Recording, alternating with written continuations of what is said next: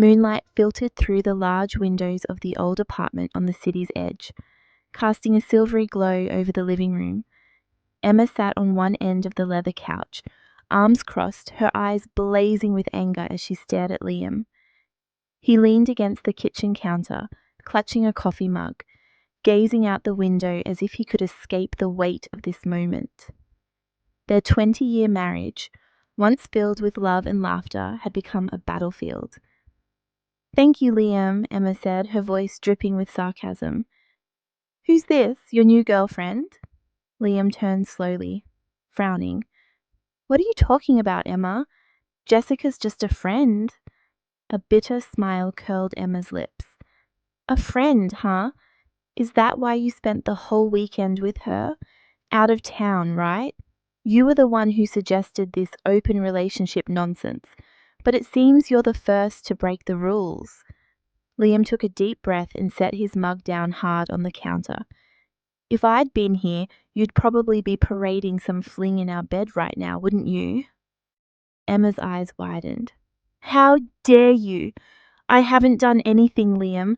But I know what you've been up to with this Jessica." The air crackled with tension. Emma searched Liam's eyes for the spark she once knew, but it was gone. 20 years. 20 long years together, now crumbling under these sharp, venomous words. "Do you want a divorce?" Emma said, her voice trembling. "Great idea. But don't think I'm giving you this house. 20 years, Liam. Half of everything here is mine." Liam let out a mocking laugh. "Fine. Let's split the house in half, Emma. Shall we cut this couch in two while we're at it?" Emma's eyes welled up, but she turned away to hide her tears. "Even the coffee machine is mine, Liam. You're still drinking that coffee I brought back from Brazil, aren't you?" Liam paused, then shrugged. "If you want to move in with Jessica, congratulations. Half the house is yours, right?" Emma's heart clenched. Jessica. That name had been haunting her for weeks, slipping from Liam's lips too often. "Go then," she said, her voice breaking. "Go live with your lover. But I'm not leaving this house." Days turned into weeks. Emma and Liam lived like strangers under the same roof. Their home, once a haven of laughter, was now a silent war zone. They'd made a schedule to avoid seeing each other at breakfast. Emma had removed Liam's favourite expensive whiskey from the kitchen cabinet, replacing it with her herbal teas. Liam, in turn, had taken Emma's beloved pillow from the bedroom and replaced it with a new one. Petty, childish acts of revenge, each one carving a fresh wound in the other's heart. One morning, as Emma brewed coffee in the kitchen, the doorbell didn't ring. Again. "Why doesn't this damn bell work?" she shouted, trying to keep her anger in check. Liam's voice came from the living room, unusually soft. "I turned it off 3 years ago. The mailman kept coming early and waking you up. I disabled it so you could sleep more." Emma froze. That small, thoughtful gesture reminded her of the old Liam. The Liam from 20 years ago, who had spent hours searching for a jeweler to fix the chain of her necklace. That necklace, his first birthday gift to her, still hung around her neck, though its chain had broken again.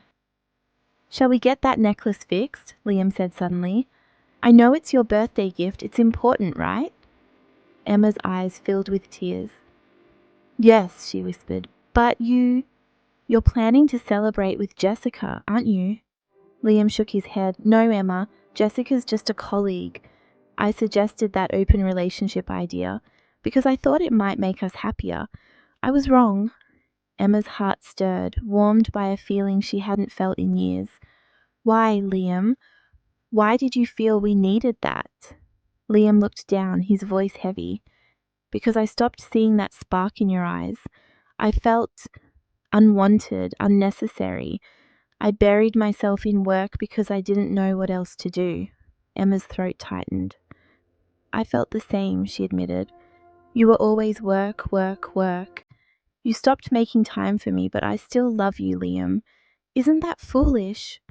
Liam stepped forward and took her hand. It's not foolish. I love you too. That evening they revived an old tradition.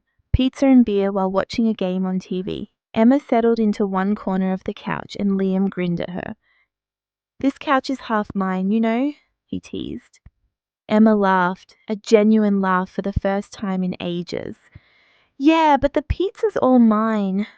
For a moment, everything felt like it used to, but they both knew this wasn't an end. It was a beginning. They started talking, really talking. They poured out years of pent-up hurts, fears, and dreams. Emma opened up about her longing to have children. Why didn't we ever have kids, Liam? She asked, her voice trembling. Liam looked surprised. I thought you were focused on your career. I assumed you didn't want them. Emma shook her head. Are you crazy? I'd give up everything for a child. We still have time, don't we? Cameron Diaz had a baby at 47. Liam burst out laughing and pulled Emma into his arms. All right, my Hollywood starlet, let's embark on this adventure. The next day, Emma and Liam sat on their small balcony, sipping coffee as the city woke up. Birds chirped, blending with the distant hum of traffic. Emma held Liam's hand. You know, she said, I realized how little we've talked all these years. We were always chasing something, you with work, me with my dreams. We forgot each other. Liam nodded. You're right. But this house, this couch, this coffee machine, none of it matters as much as you do, Emma. Emma smiled, her eyes shining. And no one could ever take your place, my love. That week they took small steps to rebuild. Liam came home early from work one evening and took Emma to a small, cozy restaurant outside the city, the same one where they'd had their first date years ago. Over dinner they reminisced about old times. Emma teased Liam about the time he'd tried to serenade her like a street musician, and Liam laughed about how Emma had accidentally knocked over her wine glass that night. Their laughter spilled over the table, warming the air around them. One evening, while rummaging through a closet, Emma found an old photo album from the summer they met. She flipped through the pages, gazing at their younger selves, Liam with his messy hair, Emma with her radiant smile. In every photo, they were wrapped in each other's arms, ready to conquer the world. She showed the album to Liam. Look, she said, we forgot this. Liam paused at one photo. This was the day I bought you that necklace, Giselle, he said. I was so excited I accidentally picked the wrong one at the jeweler. Remember how we laughed? Emma nodded, tears spilling over. I still wear it, Liam, because you gave it to me with love. That night they fell asleep in each other's arms.